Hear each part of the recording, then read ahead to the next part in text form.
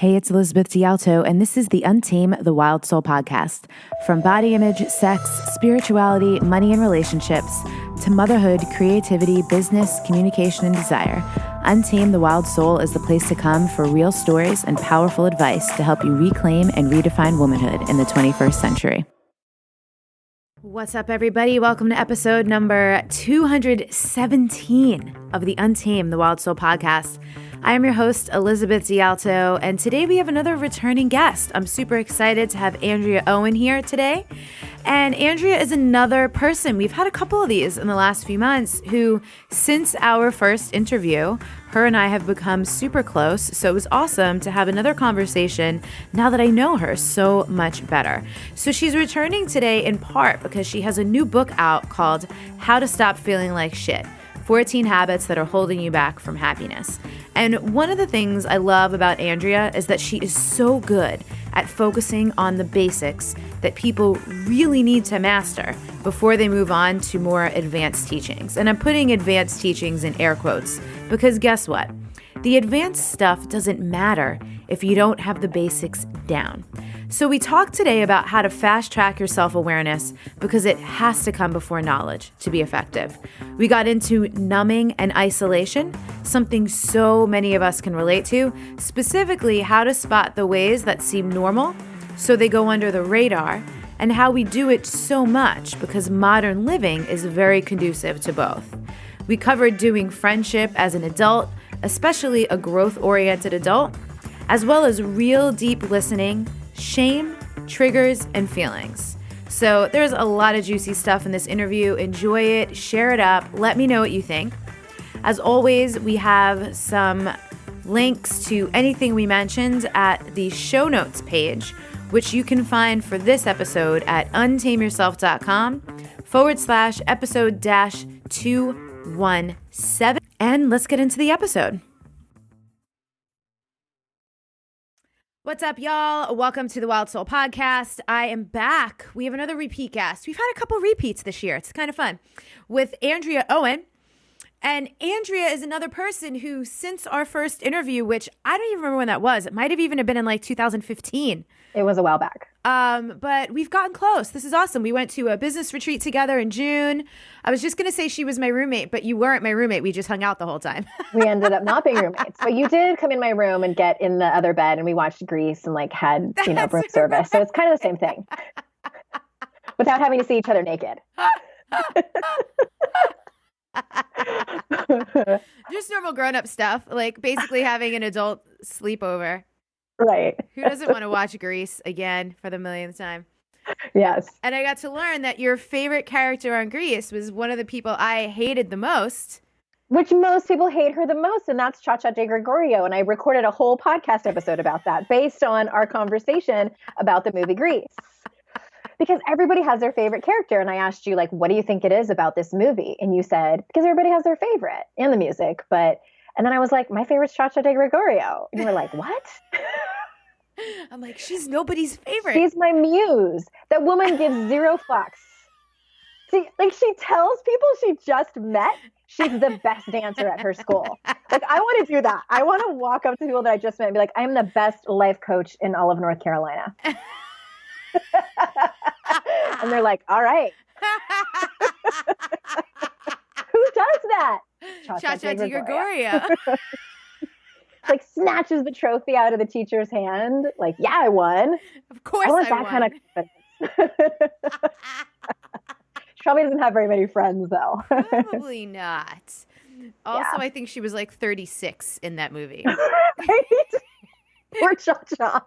Not that there's anything wrong with being 36, but I always find that really fascinating that in movies, people are like 20, even like the 90210 cast. Weren't they like 30 and they were supposed to be high school students? Yes. I think they were like late 20s. It's so funny. And well, like Andrea Zuckerman, she was, I think, the oldest and wasn't like pulling 45?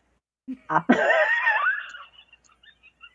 She's like a grandma. The grandma of the 90210 cast. So what do you love about being a woman right now? Wow. Well, we're recording this. I mean, I know this is going to come out later, but we're recording this in the heat of a lot of things that are going on. And I love being a woman in a time where things are a changing, and the things that we do and the stories that we tell and the people we serve and the growth that we do is actually making change in this world. Yeah. That's what I love. It's an amazing time to be alive. So this morning, we're interviewing this. It's 10 a.m. my time, which is 1 p.m. your time, right? You're on the East Coast. Mm-hmm. And I got up this morning at like 5:15 and got basically right in my car to go to this thing called Daybreaker. It was this morning dance party in like Marina Del Rey here in Los Angeles. And I did a whole bunch of Instagram stories about it. And it's so fascinating. People are like, this is the morning. Like, what's going on? Like, it is such an amazing time to be alive. I feel like with as many crappy things that are happening, there's so many amazing, brilliant, innovative, creative, connective things happening too. Yeah. And I think, there's some sayings, and you can believe them or not, but there's some sayings that say like all great change is preceded by chaos. Mm-hmm. I don't think that's always true, but I do think it's true a lot of the time. Like, in order to create big change, there has to be some kind of like culminating event that happens. Yeah. I mean, it happens in our everyday lives on a personal level. And I think that that's happening in our culture and our society. Well, there's some Elizabeth Gilbert quote. I might not get it exactly right, but she basically says, I've never seen any major transformation happen without someone first getting tired enough of their own bullshit. Yeah. Mm-hmm. Yeah, and that could even be further explained of like getting tired of the culture's bullshit and like of other people's bullshit and calling it out. Yeah, yeah. It's so fascinating because, all the Me Too stuff has been going on, which I think has brought so many things to light. I think it's also triggered a lot of people's trauma that now needs to be handled and they don't know how to handle it. But there have been a lot of conversations I've seen around like men trying to find their footing in the conversation. And I can imagine it's very awkward and uncomfortable. Yeah. And someone in a Facebook group the other day, this is something I could have asked you, but I'm kind of excited to tell you on air and see your reaction. Someone in a Facebook group I'm in the other day shared that she was at an event and a guy suggested the hashtag men too. And the room was just like, no. I bet it was like total silence. And everyone turned to look at him. That's what I would have done. Like, no, just dog. Like a blank face. No. I feel like I would have been like, no. Like, I don't think I would have been able to hold it in. You'd be like, ew. Or like, do you watch the Jimmy Fallon show ever? Yes. He has that skit where he's like, ew. Oh, yeah. Sarah. So, and this is what's relevant about this. We're not just like going on random tangents, people listening, like, are these two just going to make inside jokes the whole time? We're in on the joke. We're not doing it. But your new book is called How to Stop Feeling Like Shit. Mm-hmm.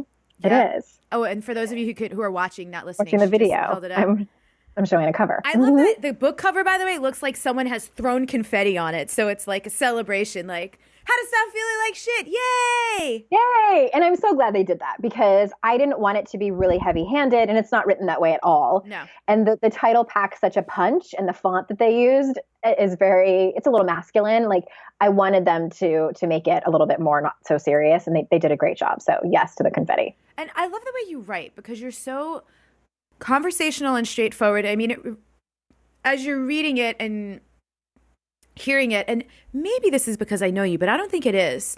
You just feel like someone's talking to you. Like you're sitting on a couch with your friend who's like, hey, by the way, blah, blah, blah, blah, blah, all this great stuff. That's what the whole book is. Blah, blah, blah, blah, blah, all this great stuff. So 61,000 words. Yeah. 61,000 words of all this great stuff. So, but I want to get into it because one of the things you said very, very, very in the beginning, like in the introduction, was that this book was about fast tracking your self-awareness. And this is a big, you and I offline talk about, the state of the personal development industry all the time.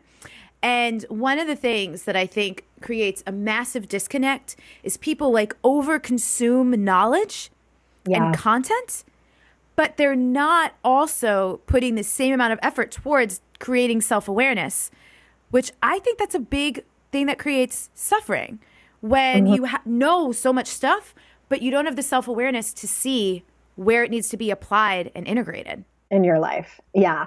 And that's what I again, in the introduction, I talk about, like, this isn't a book about telling you all the things you're doing wrong in your life so that you end up feeling worse about yourself. It's about, I normalize all these behaviors. Like, I still do them too. Yeah. And what I want people to take away from it is to know when they're doing, like, turn the lights on in your life, see when you're doing them so that you can get out in front of them faster instead of letting them run away from you where you can't catch up and realize it's days later, or you've made choices based on these behaviors, or you've lashed out at somebody based on these behaviors and all this other BS that makes us, feel like shit. So that's what I want people to do is gain the awareness around when they're doing it and maybe why they're doing it. And so that they can choose other ways once they realize it quickly. And even that they do it, right? Because I feel like there still are people, and even again, who have done work for whatever reason, they're still always looking for someone else to blame. But the way people blame gets sneakier. Even right now, this conversation around our culture, and granted, the culture is largely at fault for a lot of things, but you talk about this a lot in the book, how you respond to things, what you do. Right. And I like what you just said. You can get out in front of things quicker so they don't get away from you. And then you're just like chasing and chasing and chasing.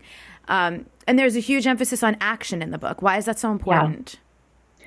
Well, because I think this happens a lot. I call this like half-assing your personal development, where you consume all these podcasts and self-help books and you're like, that sounds really good, and but you're not actually doing anything. And so that's why at the end of each chapter, there's questions for you to, like, if you do nothing else, please, for the love of self-help, answer the questions and like write it out. Like that, there's so much power in that, actually taking pen to paper and writing about it. That is self-awareness. That will help you realize, and you guys, this is uncomfortable. This isn't like watching Grease and talking to your friends about the characters. Like this is hard work. It can be emotional for people. It can bring up old traumas. It can bring up, open up past wounds. So that's why a lot of people don't do it, because it's uncomfortable, but they like the idea of it. This is an amazing point. This is one of the reasons why I closed my Facebook group, because there's so much conversation around ideas and concepts, and it gives people the sensation of having done something. Yeah, it's that relief. When people join an online personal development class, they get that relief when they push buy now.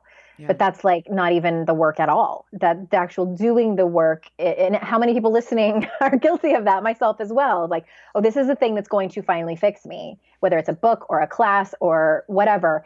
And you are taking that small piece of action, but it actually is getting in there and doing it and being uncomfortable.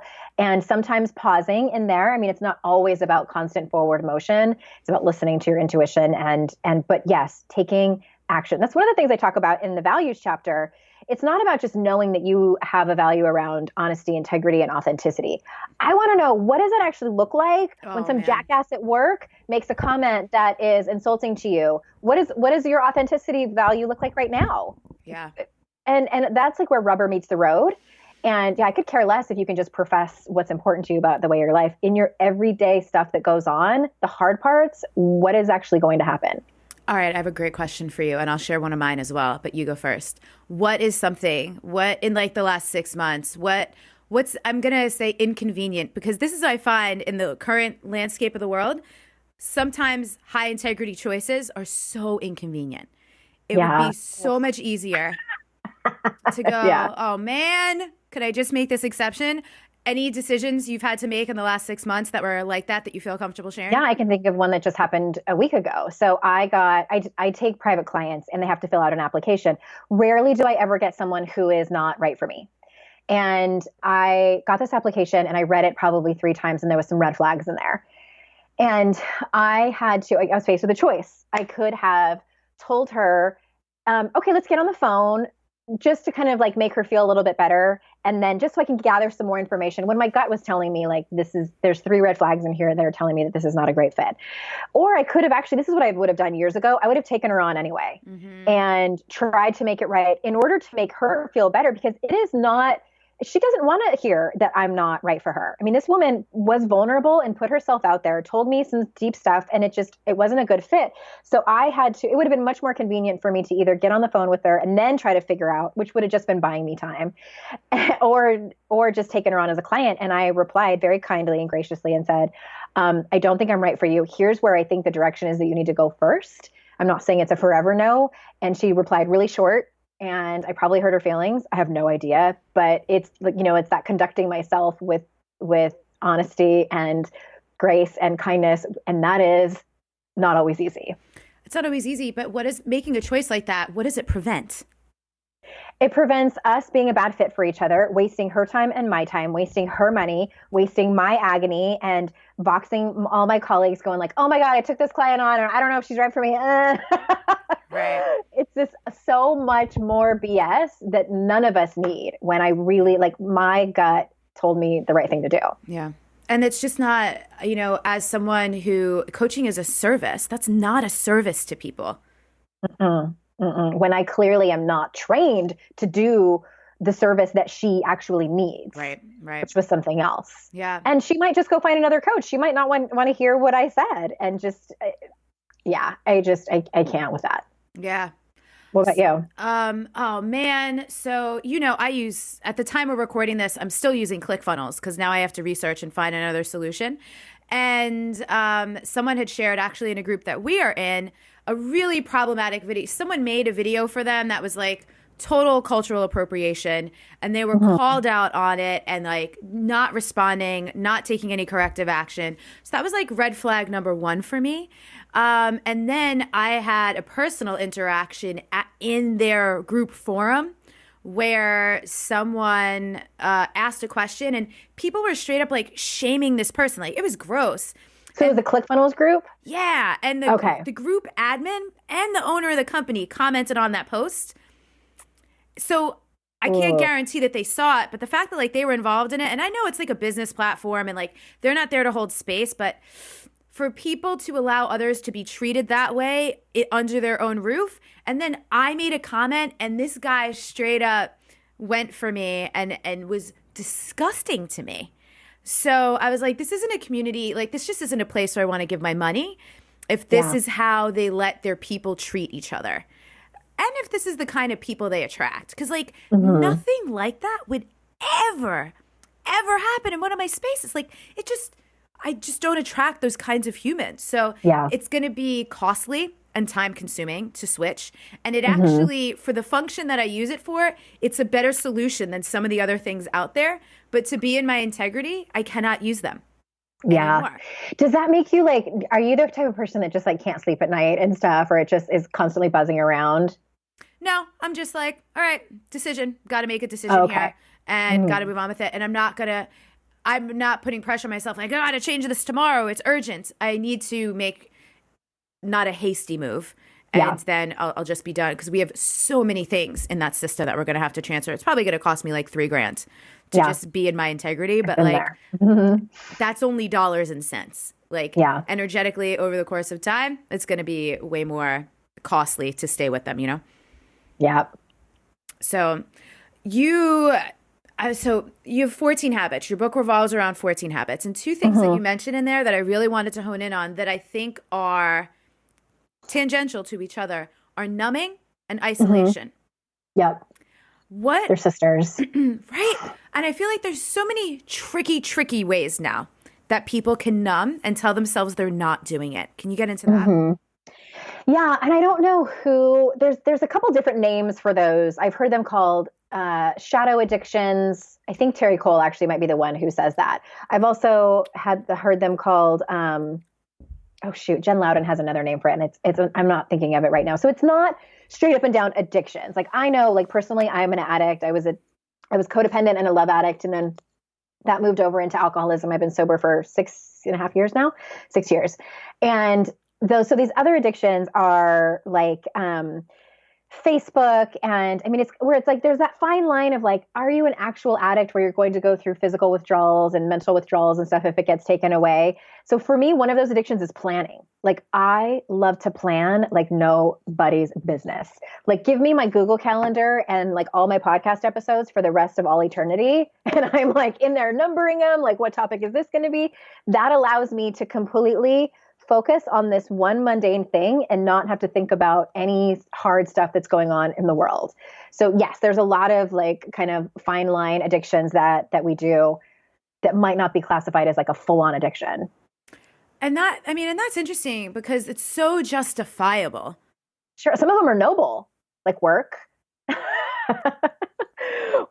And I'm trying to think of what other ones are justifiable. cleaning for some.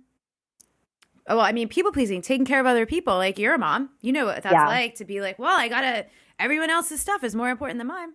And some clinicians might call that overfunctioning too. Yeah. And that's what I do. And anyone who identifies as an overachiever, who struggles with anxiety, perfectionist, which I'm sure a lot of your listeners are, I know a lot of mine are, that happens, that whole overfunctioning. I know when my dad died last year, it was like, I was the one who was like, okay, I'm going to do the eulogy. I'm going to plan this out. And I wasn't breaking down in front of other people. And people were commenting like, you're doing pretty good. And I knew, I'm like, oh, it's coming later. But that was my way to shut it out. And it made me feel so much better to be able to get things done and be productive and efficient in that time of grief.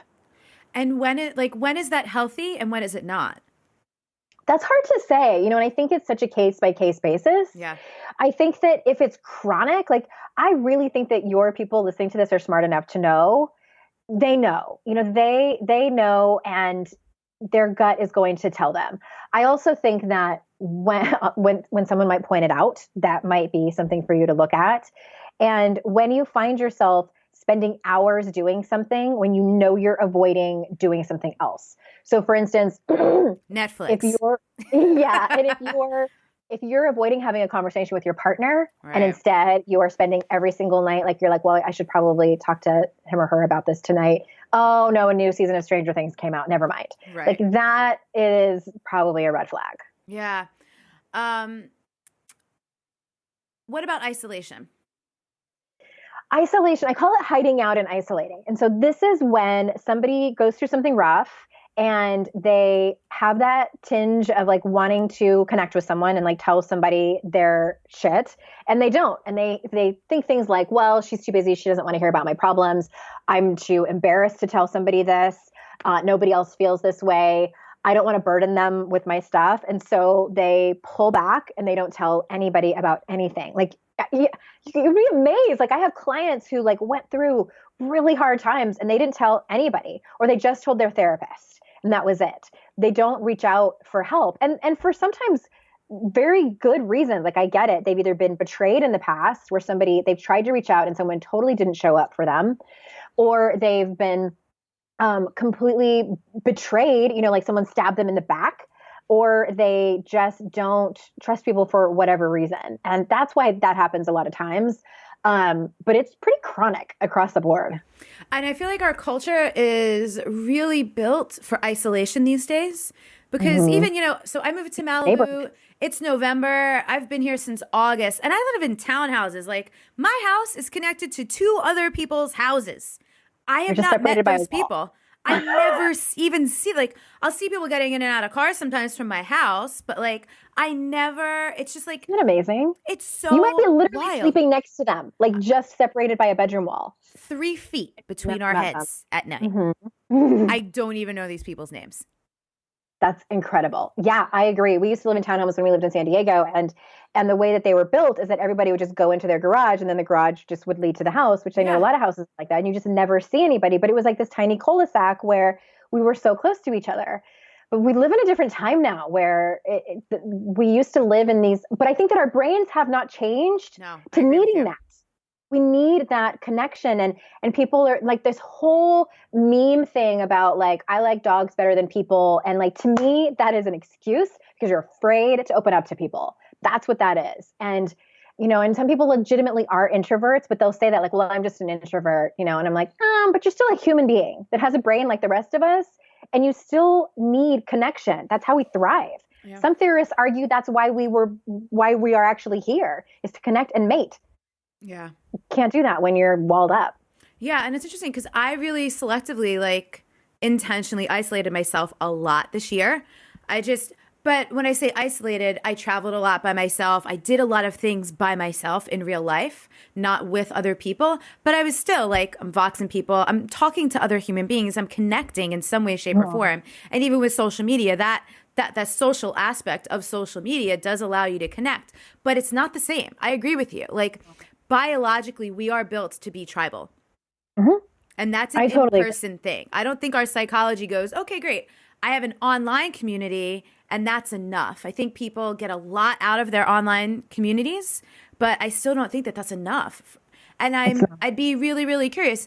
Unless someone's like, because where was I thinking about this yesterday?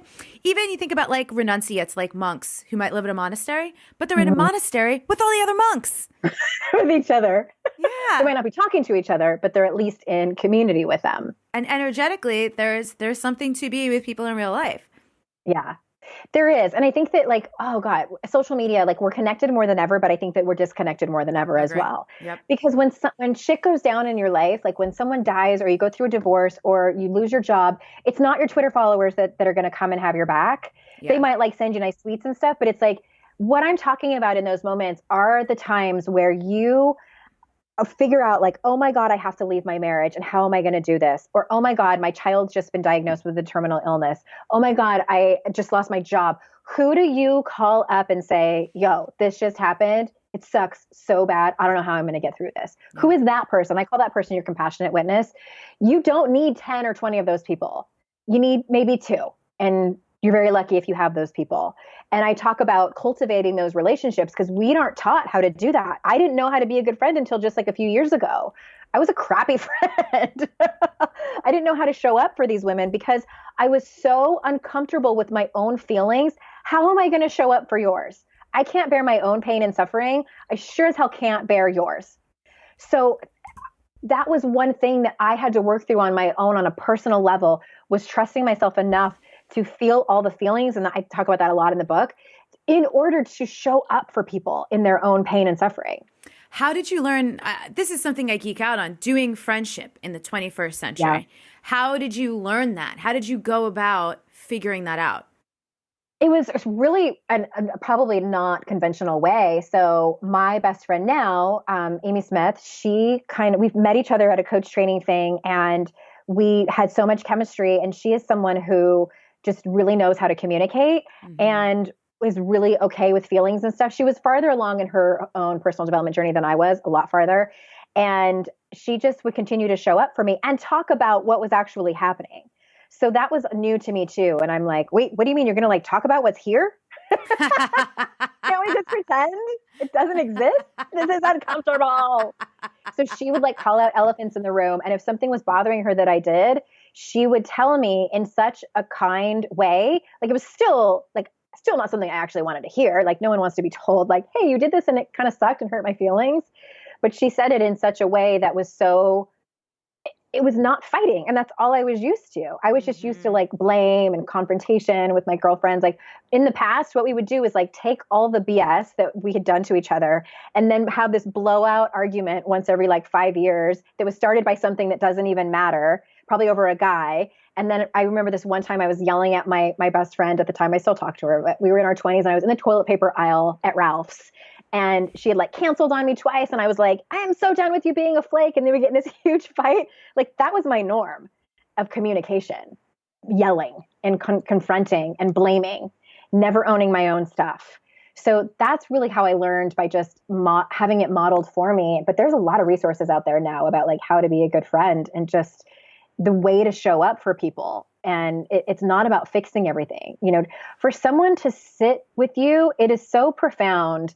For someone to just sit down with you while you cry your eyes out over something and just hold your hand, you don't have to say anything. You don't have to try to fix it. You don't have to strategize self-care. Just being present, that is connection, hands down.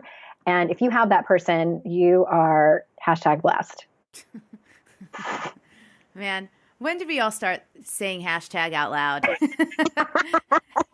It's like when we used to write things like LOL and BRB. I saw this hilarious meme recently that said, remember when we used to say BRB because we would actually leave the internet and come back?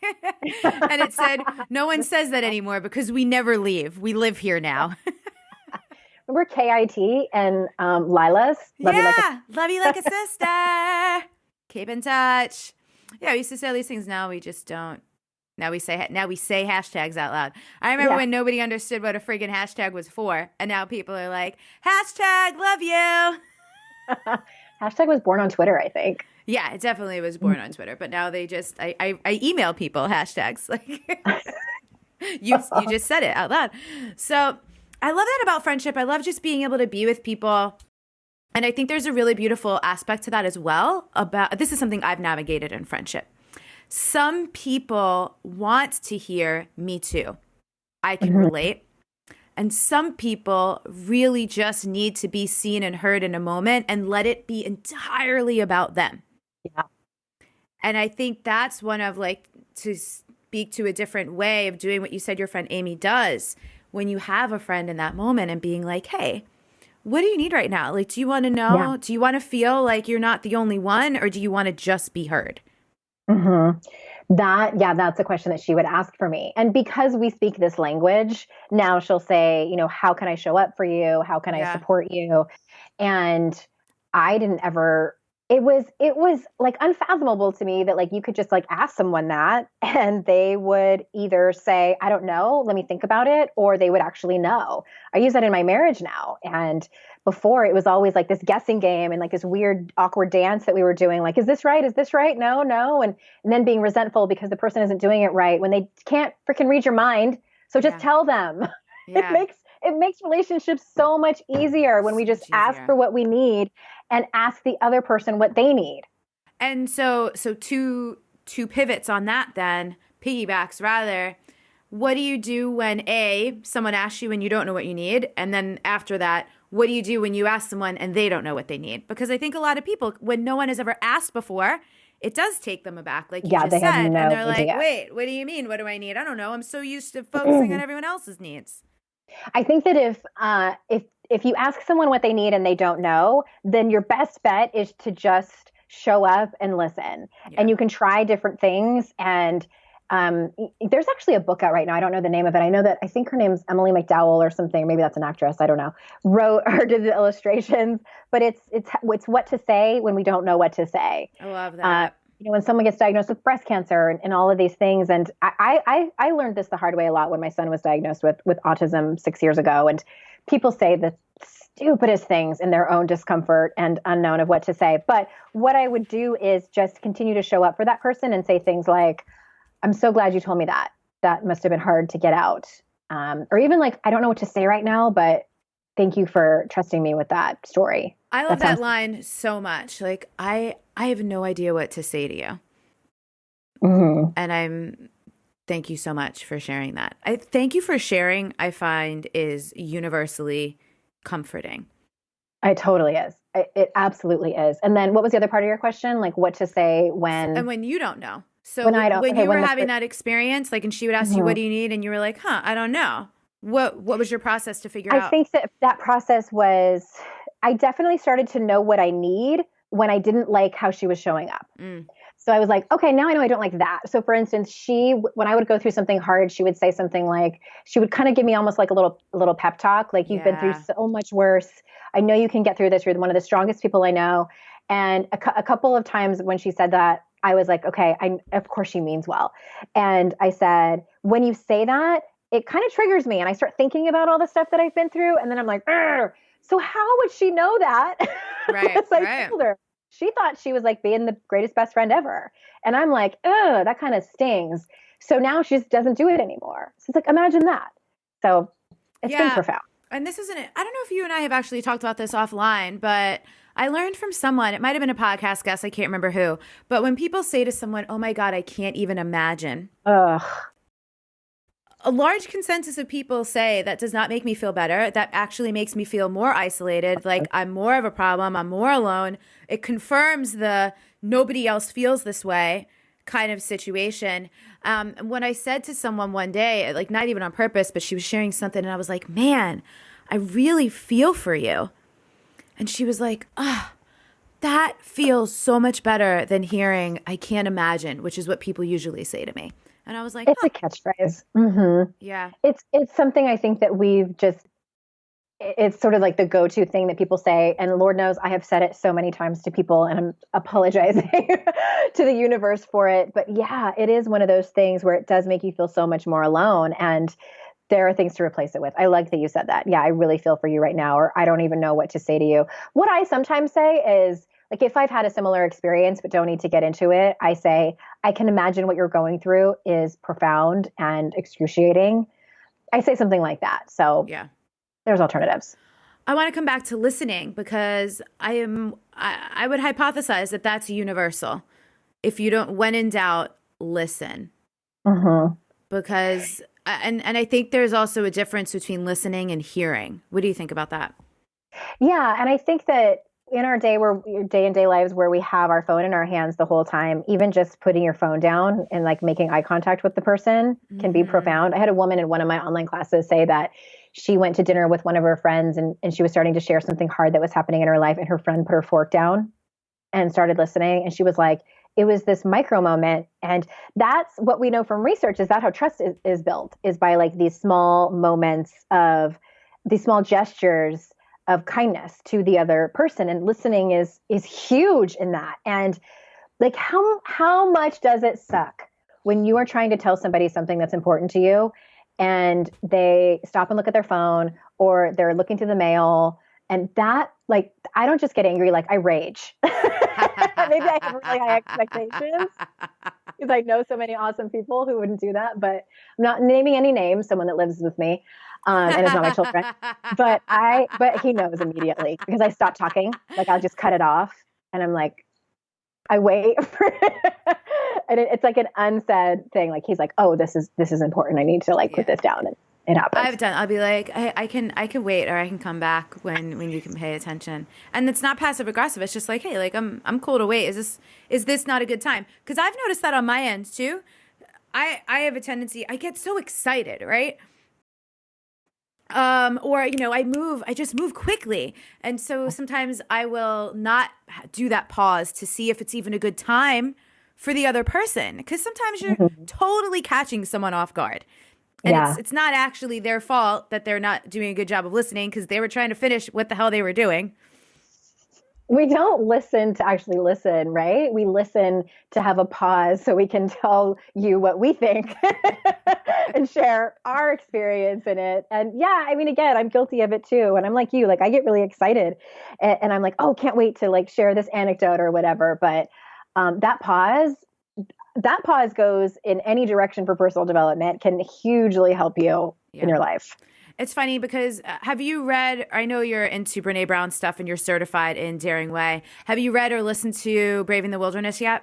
I am like a quarter of the way through it, so I haven't finished it, but you can spoil it for me. I think I've brought this up on maybe the last 6 podcast episodes I've done.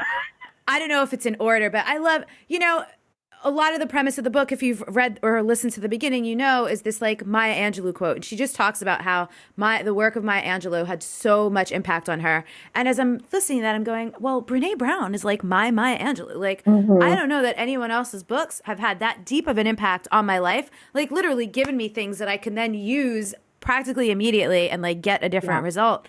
But she talks about, and this is later in the book, bullshit being a greater enemy of the truth than lies.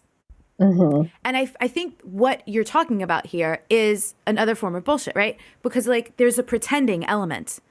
Like when we're reading, oh, I'm listening, you're not listening. You're pretending you're listening. You're lying to me and bullshitting yourself that you're listening. Yeah. It's really interesting. And all those things are definitely barriers to true connection and intimacy. Yeah.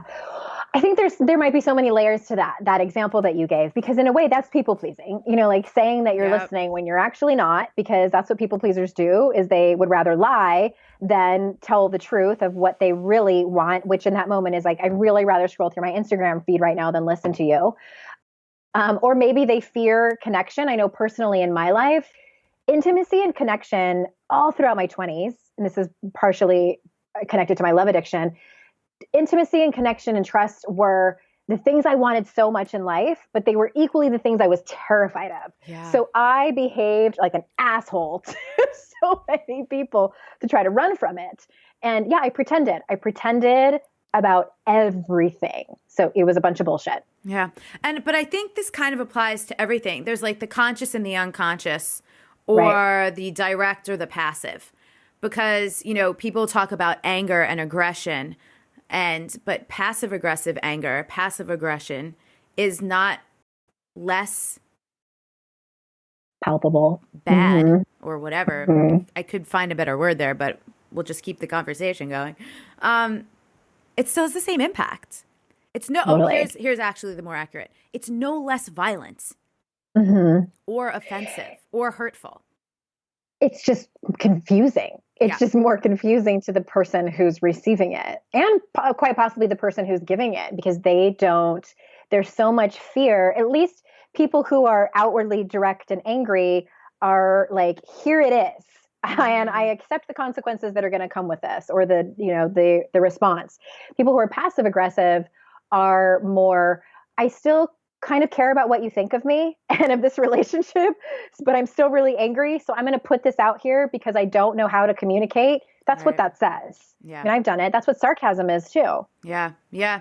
And, and when people do the passive aggressive, people get shamed way less for that than if they're outwardly. Like if someone has, quote, like anger management issues, anger management is only a label that gets put on people who are overt with their anger. Ragey. Yeah. Yeah. Mm-hmm. Right. But the people who are more passive aggressive, it doesn't get as much shame. Not that it's any less worthy. And I'm not saying like anger or is any way shameful, but I'm saying when people want to like point their finger and be like, you shouldn't be so angry.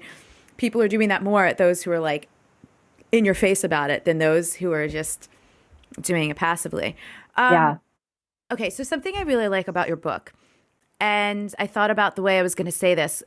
Obviously, you know me, so this isn't an offensive thing, but it's filled with like foundational things that to me, and you know me, I'm all into like super esoteric stuff. But what I love about your stuff is it's really like, it's the basics that if people aren't mastering them, all the other esoteric stuff, the more like woo-woo out there, those things aren't going to work anyway, because these are the building blocks. Yeah. That's why I wrote it, is because I, like, time after time after time, I was getting women in my classes and my private clients who you would think have their shit together. And what happens is they've spent their entire life, engineering their life that way and leaned on a lot of those habits. And I kind of like half joke that they've gotten to a place in their life where they've tied a knot at the end of their rope and they're hanging on and their palms are starting to sweat. So there's a saying in recovery that says it works until it doesn't. Mm-hmm. And what they're talking about is like drugs or alcohol or whatever your addiction is. I think it's the same with these behaviors. It's like perfectionism, overachieving, and control. That works for a lot of us for a while. Like we get promotions and raises and, like live our lives because those behaviors serve us. When it becomes shitty is when we are using it in an effort to try to avoid failure, criticism, judgment, shame. That's when it starts to catch up with you. And that's where it's coping mechanisms. Mm-hmm. What this book could have been called, like, better coping mechanisms than the crappy ones that you're using now. And I think for so many of us, like, that's how we cope, is through things like self-sabotage and perfectionism, because no one teaches us any other way. We can't pray it away, like if it was that easy. Yeah. But it is about like learning new coping mechanisms. And I wrote it because like I didn't know any of these. I had to learn all of them the hard way. And a lot of this is me too. If you're listening, if like the one person out there listening who doesn't know who Brene Brown is, she's a shame researcher. And yes, I went and was certified with her and her senior faculty 3 years ago. And that work on shame profoundly changed me, both personally and professionally. And that's what a lot of this book is rooted in. And it's because it's so pervasive and people's programming, what they have shame around. Let me ask you a question, actually. I feel like if you can locate one aspect of your shame and really deeply heal one part of it, because most of us have all different types of things that we're ashamed of. Right. It does have a ripple effect in all the other things. It might not heal or resolve the other stuff, but if you go deep, even in one area, I feel like it touches the other things. Is that your experience or no? Yeah, I think that once you start talking about it, and yes, I think that at the very, very core, the center of it for all of us is this worry and shame that we are not like the others, that we are not good enough. And this is part of our brains. It is a survival thing to keep us in the tribe so we do not die. And that's why we all experience shame. So I lost my train of thought. I got really excited when we talk about this, but okay, I'll just give everybody a quick tool. And that's what a lot of the book is about, is learning what your triggers are, because we all have these things, and you can like call them bullet points or whatever, of how we would never want to be perceived. So if you take someone's career, for instance, like you probably don't want to be perceived as flaky, inexperienced, unorganized, irresponsible, a terrible leader or manager or whatever. And we have no control over how other people perceive us. That's the problem. Zero. Zero. There's nothing anyone can ever do to have control over how someone else perceives you. None. Right. So what ends up happening is like inevitably we fall into one of those unwanted identities is what we call them. And so I'll give you a for instance. So this happened with Terry Cole and I, which I know she's a good friend of yours, and she and I talked about it and could laugh about it. So she was on my podcast and she had asked for a 3 p.m. slot, which is always really hard for me because my kids are home, and I had it on my calendar. I went to go pick up my kids, and then I get this notification on my phone at 3:05. Hey, are we still on Skype? And I'm like, shit. I totally forgot about this. And Terry and I didn't know each other well at that point. So I'm like, yes, I'll be right there. So as I'm like telling my kids to leave me alone for an hour and getting set up for the podcast, I fell into one of those because she and I didn't know each other very well. I was like, oh my God, she's going to think I'm an idiot. She's going to think I'm not experienced. This is going to ruin my career. You know, like no. we can go down those. Yeah. That's what happens to people, right? Yeah, like we go down this anxiety rabbit hole of like, this is it, like life explosion.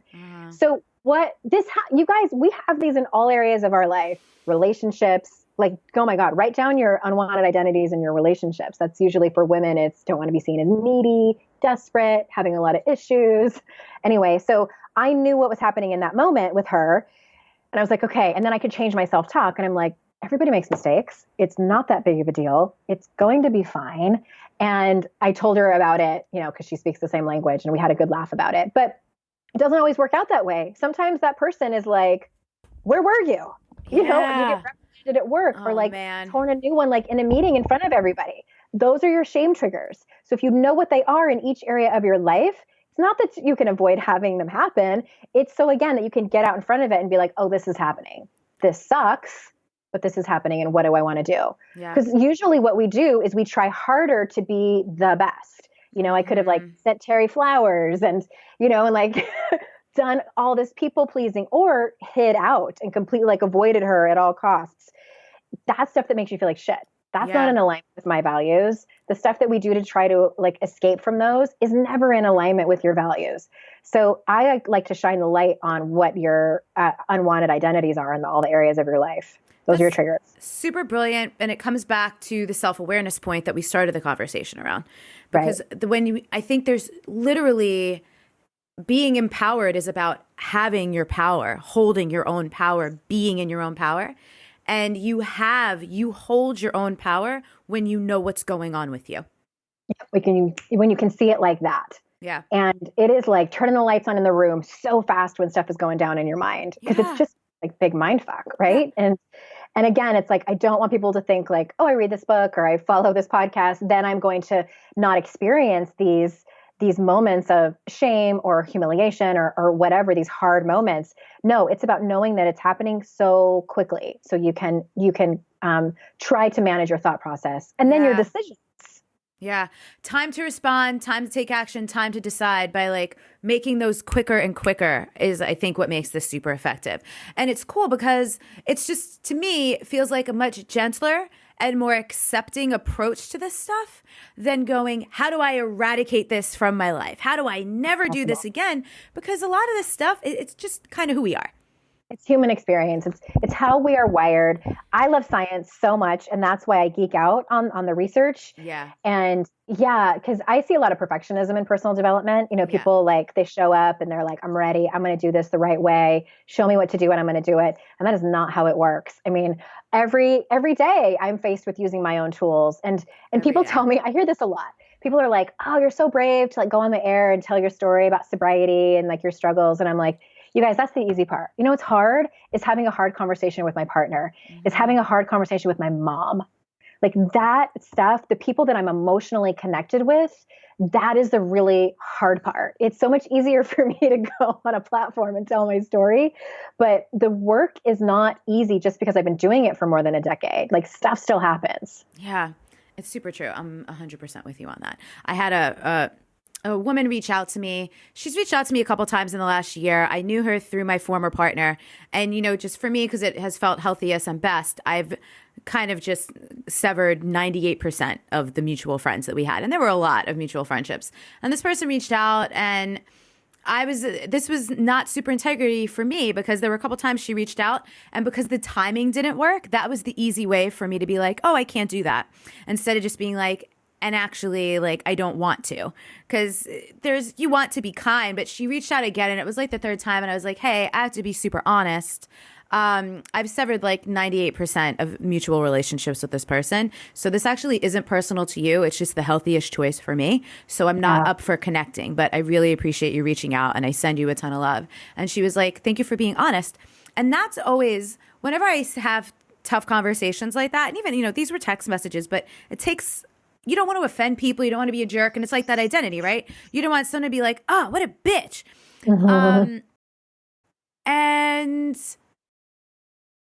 But the response so often is thank you. Yeah. Because it saves so much time. Right? Well, and I think something that you said is so important there because your delivery matters so much. So much. If you would have been kind of blamey or passive aggressive or anything like that, people don't listen. And that's why, like, God, in this political climate we're in right now, like attacking and screaming and like no one's going to want to listen to you. No. Like it amazes me how much communication matters and just your delivery, because that's all you're responsible for. Like you aren't, even if she might have not answered that well. And even if you were graceful in your text messages, she might have been like, oh, well, who do you think you are type of thing. Yeah. And that would have been on her. And we are only responsible for our intention, not how someone perceives us and receives us. Yeah. And I mean, and again, we do get to respond like intention versus impact, right? So she's like, that really hurt my feelings. I can say, I'm sorry that hurt your feelings. And it's still like where I stand, It's still a no. I can certainly acknowledge if something I intended to be kind, caring, generous, whatever, did not have that impact. But it doesn't mean, depending on the scenario, that I need to like change my opinion, because then we're back into people pleasing, like you were saying earlier. Right, which so many of us do. Like, oh, that hurt you? Okay, let me go ahead and do the thing that I originally said no to, that I really still don't want to do in an effort to save face. And it can turn into a mess. And there's context. Like sometimes people will call you out and like point out something that you maybe do need to do something differently. And that's up to you. Again, like you said, take the responsibility. So, do you have a favorite? There's 14 habits, or any of them? Maybe not even a favorite, but let's do it this way. Most popular that you find in your audience for your people, that's like the one that people either changes them the most or that they struggle with the most. Usually that's the same. Oh, it's a hard decision, but today I'm going to say numbing. And I think that what that comes down to is learning how to feel your feelings. And I know you talk about this topic a lot, and your work has changed me so much for the better on this, and the whole concept of self-trust and trusting that if you do walk in and feel your feelings, like the hard ones of grief and sometimes despair and loneliness, that you will be okay on the other end. I've heard from so many women that say, I have, this Pandora's box. And if I open it, what if I never stop crying? What if I never come out of here? What if I slip into a depression and never come out? And what if it changes me as a human? And it's so much easier for us to run to a bottle of wine or a relationship or, Netflix or whatever it is for people. But I think that is probably the hardest for women to, because it can be confusing, like we were talking about at the beginning of the call, like what is numbing and what isn't. And I sometimes think that like numbing out is okay, like conscious. Yeah. And, I have plenty of clients who are like, I had a total shit day on Monday and I sat in front of the TV and ate Kit Kat and watched, 14 episodes of Stranger Things. And I'm like, okay, it's not, it's not always terrible. Even Brene Brown talks about that she does that sometimes. And peanut butter. Peanut butter and Downton Abbey. Yeah. And I think that it's about being really aware. And like we've been talking about, like turning the lights on and just knowing what's going on. Yeah. And then what do you do after? Do you shame yourself? Do you go, I can't believe I did that. I shouldn't have done that. Or are you like, that's exactly what I needed. I feel better. And then you get back to your life. Exactly. What I have found too is when people do that, their numbing habits become shorter and shorter. So where they might have done it for like days, it might just be a few hours and then they're okay with it. So it's like, if it's in conjunction with you actually feeling your feelings, because I don't expect people to go from A to Z. It's hard. I mean, when I got sober in 2011, oh my God, all my feelings exploded in my face. The hard stuff that happened to me when I was 19, the stuff that happened to me in 2006, it all kind of came up to the surface. And I was like, are you kidding me? I have nothing to drink. Like, I can't. I was mad and angry and like all these feelings. And actually, it was really amazing to me. And I love this perspective of like, your body knows what to do. Like, if it has to sneeze, if it has to birth a baby, if it has to throw up, if your eyes are watering from allergies, it knows what it needs to do to get back to healing and a place of homeostasis. Same with feeling your feelings. Like, what if you can just look at it that way, from that perspective? That's been profound to me. Like, oh, you mean this is just like sweating? Or, you know, we don't get pissed off at ourselves or are embarrassed because, you know, when we run a marathon, we're sweating. God forbid you actually sweat. It's just your body knowing what to do. You know, you just said something that I think I made a connection I've never made before with self-trust. People are always like, how do I trust myself? How do I trust myself? But there is an aspect of giving yourself permission to feel your feelings. I guess I do talk about this because this is the confidence coming from evidence. You need to let yourself feel what you feel to see that you don't die and your life doesn't crumble. It might crumble a little bit. Mm-hmm.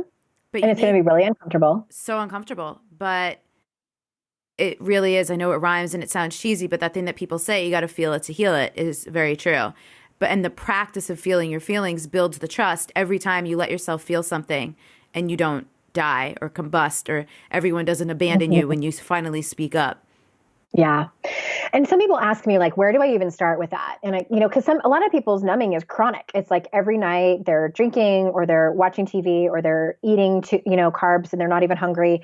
And they're like, what if I don't know? Like, is it coming up every night? And because they've gotten so used to it. And what I tell people is, it's probably something like, personal development 101, start with your family of origin. Yeah. How's the relationship with your parents? If you haven't done that, I'm sorry, like, it is going to come up and it's in there. So go to therapy, figure out what is painful for you, do some inner child work, go in the shower and cry, write about it. I like to write dark poetry about it. Whatever it is that you need to do, I call it controlled emoting. Put on some Adele. That always gets me going. Forget it. I can't. I'm always like thinking about that one relationship I had when I was like 14. I'm like, he broke up with me with a note before math class. He did. His name was Cameron. Oh my God. That is, you're like, he did it. It's a shitty thing. And he follows me on Cameron. Instagram and likes my posts. And I'm No, like, really? Cameron, block. So funny. We'll talk about forgiveness in the next episode. We will. Clearly, I have some work to do. Is there anything I did not ask you about the book that you feel like is really important to share before we go? I don't think so. We covered it. I mean, it's a lot, but a lot of them like overlap, you guys. So it's not like, I don't want people to be like, oh my God, 14. A lot of them overlap. There's questions at the end of every chapter. And I made a handy dandy PDF for free for people to be able to do it. And we're giving a book away. Yeah. How do we do that? We are going to do it like this. In case you didn't know, you're going to post about this on Instagram. Okay. And when you do, people comment on what your biggest takeaway was from the episode. Okay. So what was your biggest aha moment? If you've already read the book, depending on when this comes out, what was your biggest takeaway? And in the show notes, we'll put when the cutoff is and stuff like that. And then we'll randomly pick a winner and I will send you a book and yay! Cool. Oh, I love that. So for those listening in real time, I will post this. We'll make it part of your intro when we post the episode on Instagram on Monday, December 11th, which has already happened. If you're listening to this, it's already happened. Yeah. We're in the future. Yes, in the future. Future us has already done this. So Thank you so much. Obviously, people listening can tell Andrea and I have a good time together. We communicate very similarly. We've also done a lot of work on ourselves and worked with a lot of people. So that's really where our perspectives come from here. And as always, I always want to remind people, it's the core of everything we create. Everything you've ever needed has always been inside of you. So anything in this conversation that resonated for you, awesome. Anything that didn't, great, ditch it. Anything that triggered you, there you go. Now you know one of your triggers, maybe, if that's what happens. Such good stuff. And like I said, so many of these things that we talked about, some of you might be thinking, I already know that, or I've heard that before, but great. Like, are you doing it? Are you mastering the basics? Are you doing those building blocks? Do you have the solid foundation to expand into the other stuff? This is so many things I find that are the simplest are the hardest to do because the brain loves to overcomplicate stuff. So I love this. I love this so much. So thank you. AndreaOwen.com or yourkickasslife.com. It'll redirect you. Yeah, if you go to AndreaOwen.com. And if you want, I'm also doing a free class for anyone that pre-orders the book. So if you order now, that would be amazing. And you'll probably have the link in the show notes to tell people where to go so you can get all the We'll put all that stuff. All right, friends. I'll see you later. And congratulations on the new book. Thank you. Talk to you Bye. Whatever you love is great. You might not know what you love yet, too, because the whole world of sex might feel like a big black abyss. Take a guess. Take a guess. If you were allowed to have it exactly how you wanted it. And again, this might be really hard for you, and that's why you want to do it with a girlfriend. So call up your safest friend and just say, can we have this conversation? Or get together a group of 4 or 5 women and say, can we talk about the possibilities of what we could love so that I could get clear on what I think I love? And what's really important is to emphasize that each person can have different things that they love, and that's great. Our preferences are fantastic. Preferences are pleasurable, and you deserve pleasure. So what do you love? What do you not love? I've been with people, it might be easier for you to access what you don't like, right? I've been with people who like whisper funny things in my ear. I'm like, ew, do not whisper funny shit in my ear. Someone like Elizabeth might like that because she's into humor. I don't know. Not during sex. No, actually. Exactly. No.